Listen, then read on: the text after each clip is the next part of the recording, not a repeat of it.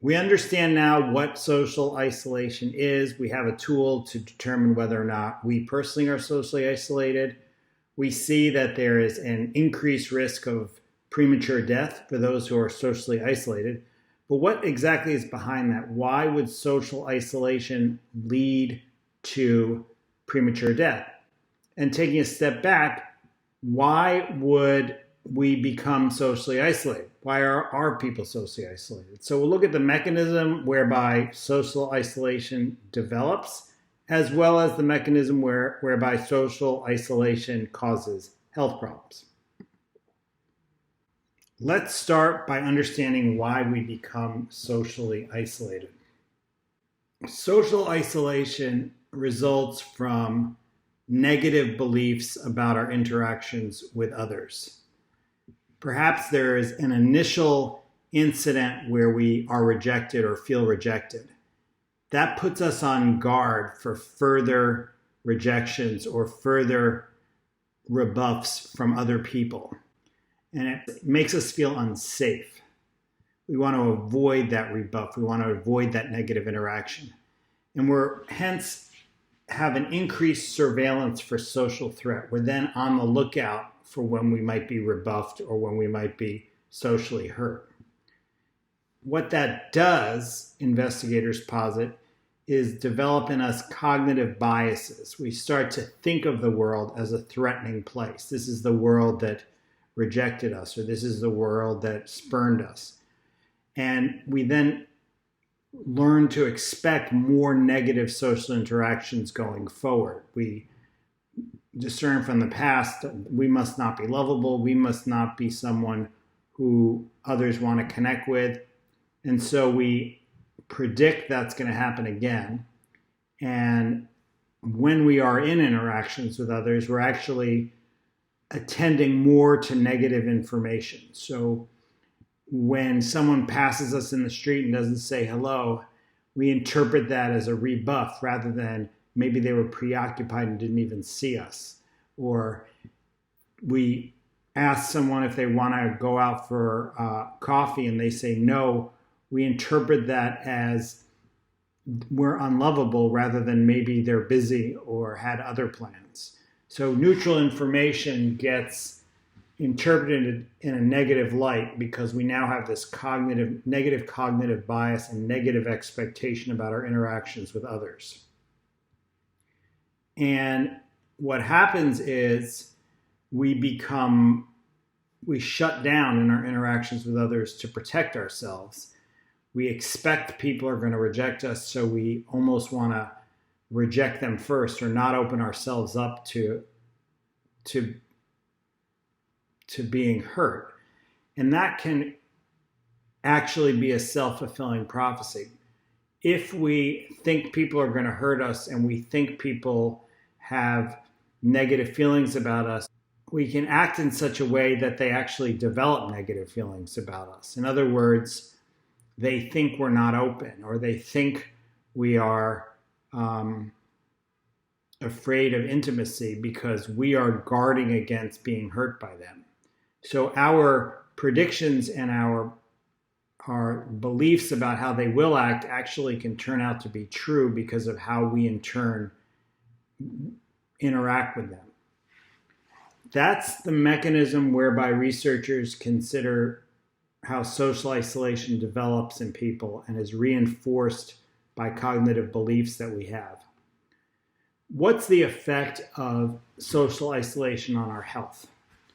Well, as I've described, we're in this state of hypervigilance to social threat. We think the world is a nasty place and not somewhere where we can find acceptance and connection. And what that constant surveillance for threat, when is the next put down going to be, does is it compromises, in general, our ability to effortfully attend over time to any task. It's a distraction to be always on the lookout. And researchers think that the reason why people engage who are socially isolated and lonely are more likely to be smokers, abuse alcohol, not be physically active, and have an unhealthy diet is because all of those health behaviors require sustained attention over time and self-control.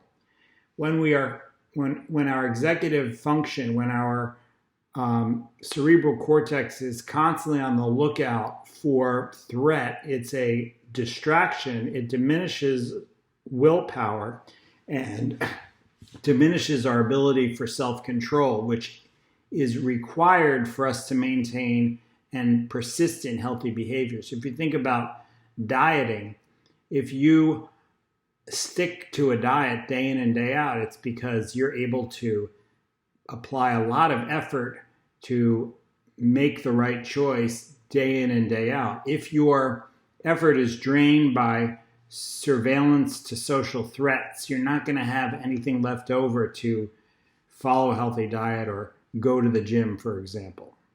The other thing that's known about people who are socially isolated and lonely is that they have less restorative sleep and shorter duration sleep. And what's thought to be the cause of this is that increased arousal state, that surveillance for threat state that socially isolated people suffer from, makes it difficult to relax. And of course, being relaxed is a prerequisite for being able to sleep. So because we're always on guard, not able to relax, we're not able to get better quality sleep. And finally, what all this alludes to is activation of our sympathetic nervous system. Our sympathetic nervous system is our fight or flight response. If anything in our environment feels like a threat, it's going to be turned on. That holds true for social isolation. People with social isolation have extra arousal of their sympathetic nervous system. What that does is it causes increased levels of cortisol and epinephrine. These are the fight or flight hormones. These are great if we are going to be chasing a lion or beating up a bear, but they are not so good if they're chronically elevated due to social stressors. Cortisol is shown in this diagram, but the same effect can be understood for epinephrine.